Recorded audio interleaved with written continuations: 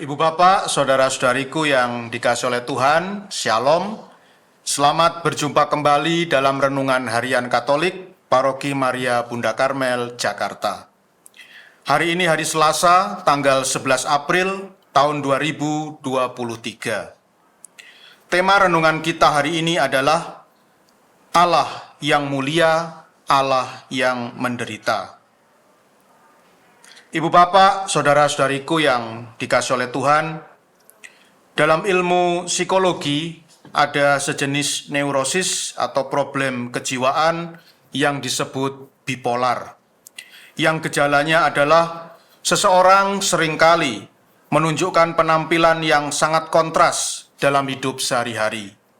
Ada kalanya ia tampak begitu sedih, seolah-olah dialah orang yang paling sedih di dunia. Dan ada kalanya ia begitu gembira, seolah-olah dialah orang yang paling bahagia di dunia.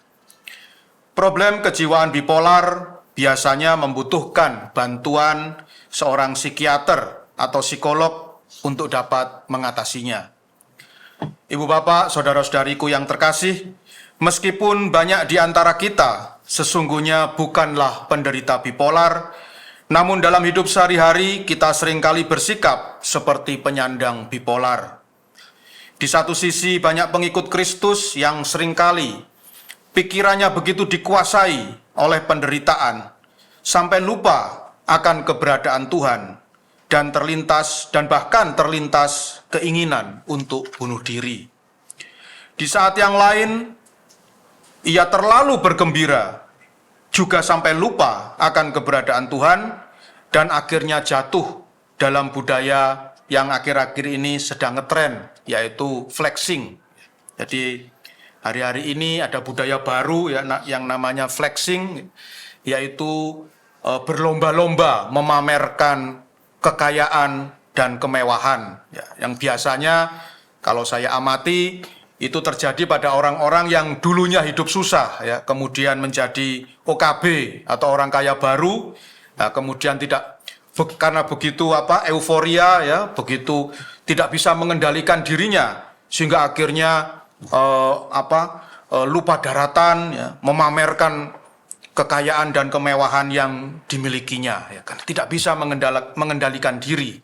Dan ini juga terjadi di antara para pengikut Kristus. Jadi intinya banyak orang sering lupa akan keberadaan Tuhan, lalu tidak bisa mengendalikan dirinya. Ibu Bapak, saudara-saudariku yang dikasihi oleh Tuhan, dalam Injil Yohanes bab 20 ayat 11 sampai 18 yang dibacakan dalam perayaan Ekaristi hari ini, dikisahkan tentang Maria Magdalena yang sedang dalam keadaan sedih akan kematian gurunya, Tuhan Yesus Kristus. Karena begitu sedihnya, ia sampai tidak mengenali lagi gurunya dan mengiranya sebagai penunggu taman. Kesedihan membuat Maria Magdalena lupa bahwa Tuhan Yesus Kristus pernah berkata bahwa ia akan bangkit dengan mulia.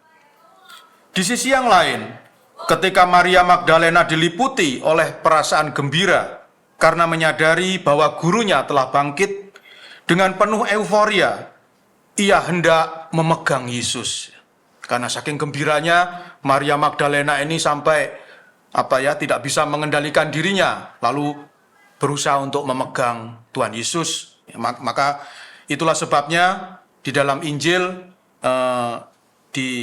dituliskan bahwa Tuhan Yesus berkata kepada Maria Magdalena, "Janganlah engkau memegang aku, sebab aku belum pergi kepada Bapa." Jadi rupanya memang Maria Magdalena karena tidak bisa menguasai dirinya, tidak bisa mengendalikan dirinya, karena begitu gembira melihat Tuhannya bangkit, lalu ingin memegang sang guru.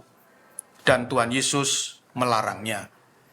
Kegembiraan yang meluap-luap membuat Maria Magdalena menjadi lupa daratan dan tidak dapat mengendalikan dirinya.